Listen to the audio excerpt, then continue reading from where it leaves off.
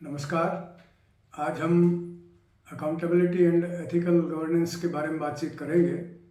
इस संदर्भ में एक तथ्य आपके नोटिस में मैं लाना चाहूँगा कि जैसे हम मीडियम की बात करते हैं तो जो नोटिफिकेशन आता है सरकार का वो दो भाषाओं में आता है, अंग्रेजी और हिंदी में।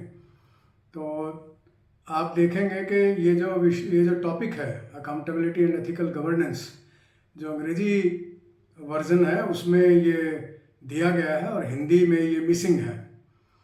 तो मैंने पिछले नोटिफिकेशंस को भी देखने की कोशिश की कि शायद इस साल के नोटिफिकेशन में 2023 के नोटिफिकेशन में गलती से रह गया होगा, लेकिन ये चलता आ रहा है। तो पिछली बार जब हमने बात की थी कि हिंदी माध्यम के जो स्टूडेंट्स हैं, जो कैंडिडेट्स हैं, उनको कैसे सतर्क रहना चाहिए, तो ये भी एक बात है कि सिलेबस को दोनों भाषाओं में आपको कंपेयर करना चाहिए, क्योंकि अक्सर ये कहा जाता है कि जो अंग्रेजी में लिखा गया है वही मान्य होगा। एसए का पेपर आता है, उसमें भी कई बार इस तरह की विसंगतियां जो हैं वो प्राप्त हो जाती हैं। बट एनीवे, इस विषय पर आज हम बात करेंगे, अकाउंटेबिलिटी एंड एथिकल गवर्नेंस। आप जानते हैं कि रिस्पॉन्सिबिलिटी एक शब्द है, अकाउंटेबिलिटी दोनों को मिलता जुलता हम मान लेते हैं, लेकिन ऐसा नहीं है। इसमें अकाउंटेबिलिटी एंड एथिकल गवर्नेंस एक ओपन सा टॉपिक लगता है। तो सबसे पहले तो विचार करना है कि ये जो पेपर है एथिक्स का, इसके संदर्भ में आपको इनकी स्टडी क्या करनी है। अदरवाइज तो ये बिल्कुल ओपन है। मेरे विचार से इसमें ये देखना है कि जो अकाउंटेबिलिटी है उसका एथिकल गवर्नेंस में क्या रोल है, क्या उसकी भूमिका है, किस प्रकार से अकाउंटेबिलिटी का जो कंसेप्ट है, अकाउंटेबिलिटी का जो गुण है, वो कैसे एथिकल गवर्नेंस को जो है वो बढ़ावा देता है, उसको एनहांस करता है। तो रिस्पॉन्सिबिलिटी और अकाउंटेबिलिटी, जैसे मैंने कहा, रिस्पॉन्सिबिलिटी जो है वो टू सम एक्सटेंट एक तरह से इम्पोज्ड रहती है। इम्पोज्ड इन द सेंस के प्रिस्क्राइब्ड चीज़ें हैं।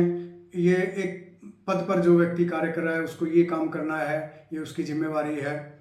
अकाउंटेबिलिटी जो है उसमें एक एथिकल टिंज जो है वो रहता है, और वो एक प्रकार से एक्सेप्टेंस है on the part of the person concern कि yes, this is my responsibility, this is my accountability.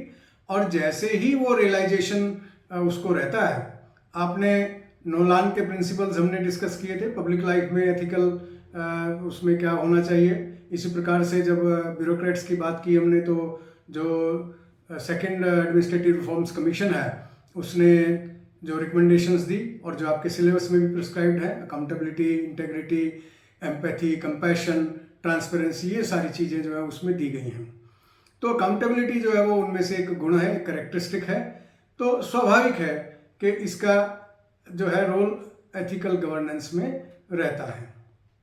तो जैसे ही व्यक्ति इस चीज़ को एक्सेप्ट करता है कि एक पर्टिकुलर प्रोजेक्ट, एक पर्टिकुलर काम जो है वो उसकी अकाउंटेबिलिटी है, उसका उत्तरदायित्व है, उसको जो है जवाबदेही बनती है उसके लिए, तो तुरंत जो है मैं समझता हूँ सारी जितनी उसके गुण हैं, ये उसमें जब आप अकाउंटेबिलिटी की बात करेंगे कि ये पर्टिकुलर प्रोजेक्ट, मान लीजिए कि आप कोई सोशल वेलफेयर का प्रोजेक्ट है, गरीबों के लिए कोई योजना है, उसमें कोई बेनिफिट जो है वो एक्सटेंड किया जाना है, तो उस बेनिफिट के लिए कुछ एलिजिबिलिटी कंडीशंस रखी जाती हैं कि एज इतना होना चाहिए, इतना इनकम होना चाहिए, इस तरह की चीज़ें होनी चाहिए। और फिर किन किन लोगों को किस तरह से जो है वो ये बेनिफिट एक्सटेंड किया जाना है। द पॉइंट इज़ कि उसमें कुछ नॉर्म्स जो हैं, वो मापदंड जो है वो रखे जाते हैं, कंडीशंस जो है वो रखी जाती हैं, तो उनको जो फुलफिल करते हैं उनको बेनिफिट दिया जाता है। तो जैसे ही जो कंसर्न्ड अधिकारी हैं वो ये रियलाइज़ करते हैं कि इस योजना की जो कामयाबी है, उसकी जो सफलता है, उसकी जो सक्सेस है, वो उसकी अकाउंटेबिलिटी है, एक तरह से उसकी जिम्मेवारी है, तो वो तुरंत सीधे सीधे एथिकल वे में काम करेगा कि जो पात्र लोग हैं उन्हीं को बेनिफिट मिलना चाहिए। जो सिलेक्शन का प्रोसेस है, आइडेंटिफिकेशन का प्रोसेस है, वो भी सही तरीके से चलना चाहिए, ताकि कोई इन एलिजिबल व्यक्ति जो है उसमें शामिल ना हो जाए और जो एलिजिबल है वो छूट ना जाए। फिर जो बेनिफिट दिया जाना है उसमें किसी तरह की कोई गड़बड़ ना हो, पूरा का पूरा बेनिफिट जो है वो जो लाभार्थी है, बेनिफिशियरी है, उसको मिलना चाहिए। तो एक तरह से प्रोजेक्ट की जो कामयाबी है, जो उसकी सक्सेस है, उसको लेकर के एक जिम्मेवारी जो है वो उस व्यक्ति की बन जाती है। अब अकाउंटेबिलिटी के लिए जो है उसको कैसे कंट्रोल किया जाए, तो कुछ एक्सटर्नल मेजर्स भी रखे जाते हैं, जैसे ऑडिट का प्रावधान रखा जाता है, थर्ड पार्टी इंस्पेक्शन हम कह सकते हैं, या इवन ये कह सकते हैं कि ट्रांसपेरेंसी जो है वो भी एक टूल है अकाउंटेबिलिटी को मेंटेन करने के लिए, ऑब्जर्व करने के लिए। बल्कि ये कहा जाए कि अकाउंटेबिलिटी और ट्रांसपेरेंसी जो है वो एक दूसरे के पूरक है। ट्रांसपेरेंसी अगर आपके काम में है तो that means you are observing the accountability part also. आज के समय में जो राइट टू इंफॉर्मेशन एक्ट है या राइट टू सर्विस एक्ट जो है, ये दोनों मैं समझता हूँ कि इनके आने से अकाउंटेबिलिटी जो है वो उसकी भावना एक तरह से ब्यूरोक्रेट्स के अंदर जो है वो काफ़ी पनपी है और बड़ी जिम्मेवारी से काम करते हैं। वैसे तो हर तरह के लोग रहते हैं, पता चलता रहता है कि जो रिपोर्ट्स वगैरह आती है उसमें किस तरह का क्या जो सिस्टम है वो चल रहा है, लेकिन इनके आने से वो काफ़ी जो है उसमें सुधार आया है।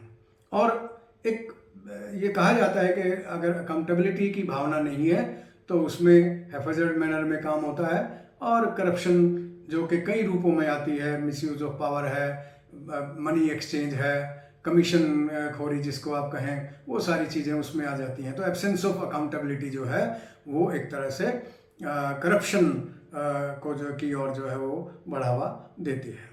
इसका तरीका ये है कि वैसे तो जो कंडक्ट रूल्स हैं या डिसिप्लिन रूल्स हैं, पनिशमेंट रूल्स हैं, उनमें प्रावधान दिए जाते हैं कि कोई मिसकंडक्ट अगर होता है तो उसको कैसे किया जाए, लेकिन मैं समझता हूँ कि वो बात की बात है। पहले अकाउंटेबिलिटी या इंटेग्रिटी या जो भी ट्रांसपेरेंसी जो है वो सारे किस तरह के मेथड्स अडॉप्ट किए जाने चाहिए, कैसे उनको अचीव किया जाना चाहिए, इस बारे में एक प्रॉपर ट्रेनिंग जो है वो ब्यूरोक्रेट्स की रखी जानी चाहिए, ताकि उसमें जो है किसी प्रकार की कमी न रहे।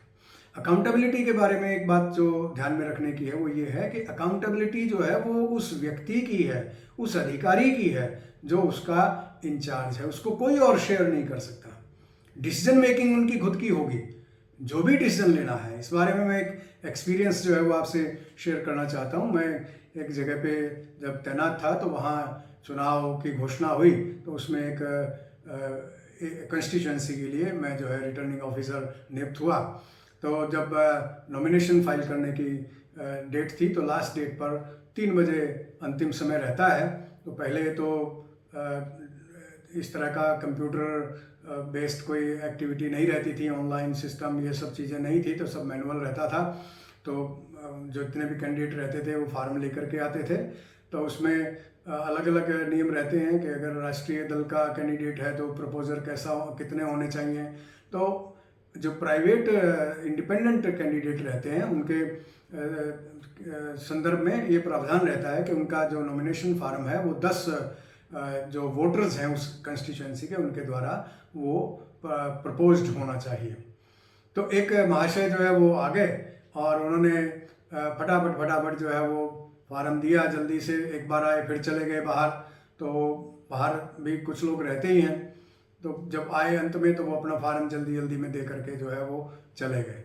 तो जब स्क्रूटनी की बारी आई तो उसमें देखा गया कि नाम तो उन्होंने 10 लोगों के लिख दिए, वोटर्स के, उनका बाकायदा वो वोट नंबर देना होता है, सब चीज़ें देनी होती हैं, तो वो सब लिख दिया उन्होंने। और जब सिग्नेचर्स देखे गए तो वो 9 पाए गए, तो एक व्यक्ति का सिग्नेचर जो है वो उसमें मिसिंग था।